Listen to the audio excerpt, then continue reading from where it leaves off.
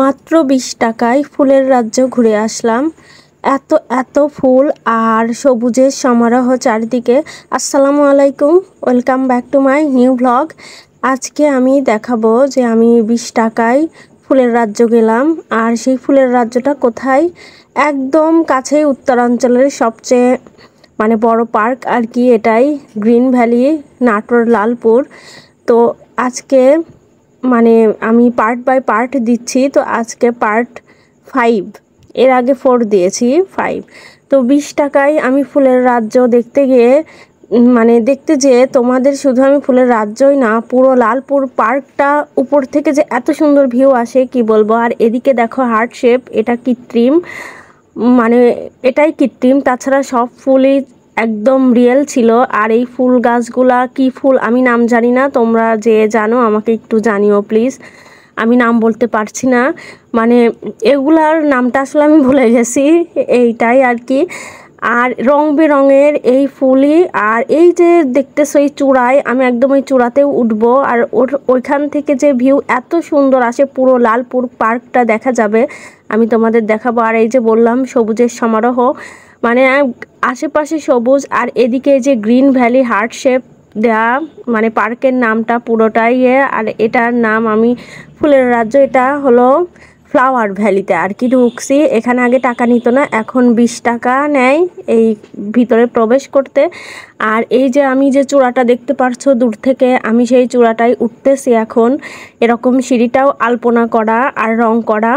আর আমার প্রবাসী ভাই বোনরা যারা তোমরা দেশে আসবে যখন, অবশ্যই এই পার্কে যদি না ঘুরে থাকো, একবার হলেও ঘুরে যাবে। আর আমি দেখাচ্ছি যে চূড়ায় উঠতেছি এই সিঁড়ি দিয়ে, আর এত এত লোক, রোদ ছিল প্রচুর, যে আমি ভিডিওটা পুরোটা আর কি করতে পারি নাই ভালোভাবে। কিন্তু আমি একটু মিস করি নাই, হয়তো ভিডিওতে জ্বলে গেছে কিন্তু আমি মিস করি নাই। উপর থেকে দেখো এত সুন্দর ভিউ আসছে, আর এটা পুরো লালপুর পার্কটাই এখান থেকে দেখা যায়। আমি এটা মিস করি নাই, তোমাদের সাথে এটাও কিন্তু শেয়ার করছি।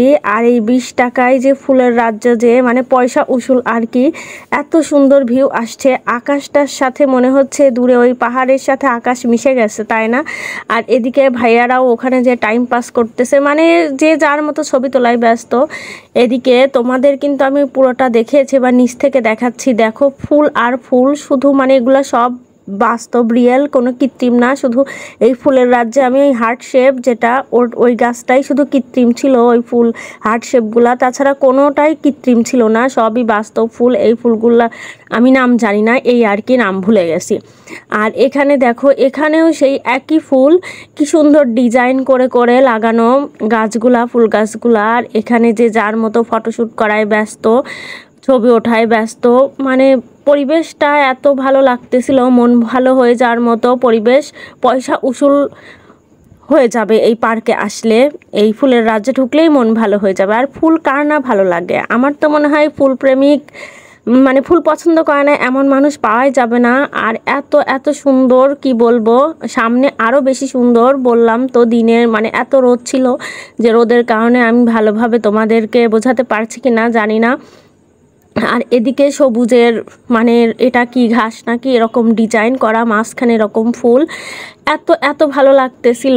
মন ভালো হয়ে যাওয়ার মতো একটা জায়গা।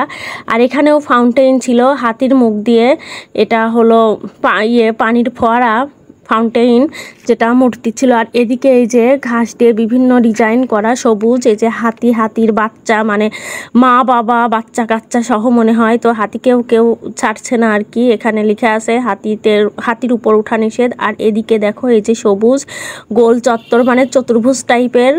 আর এখানে একটা গাছের মতো, এই যে পুরোটাই ফুল দিয়ে, টবে টবে ফুল লাগানো। আর এত সুন্দর ফুলগুলা ফুটে আছে, দেখেই মন ভালো হয়ে যায়, খুবই ভালো লাগছে।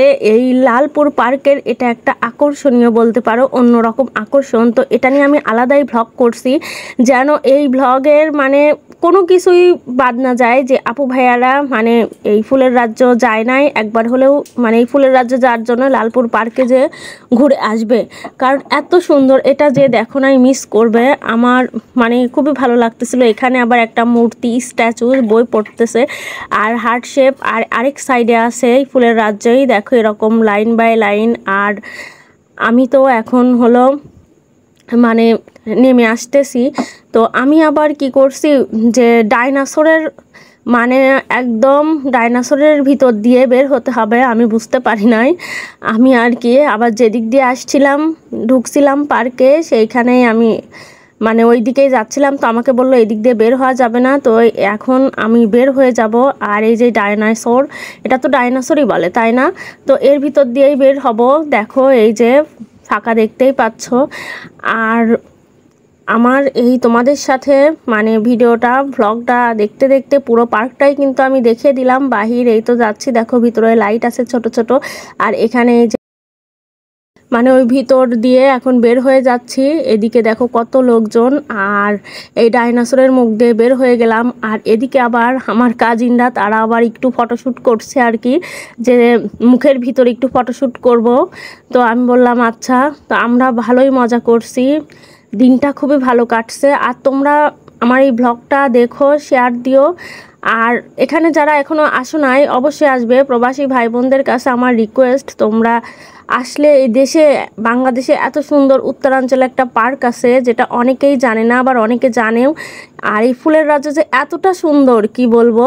তো আজ এ পর্যন্তই, সবাই ভালো থেকো। আবার নেক্সট পার্ট নিয়ে আমি আসবো। আজ এ পর্যন্তই, আল্লাহ হাফেজ।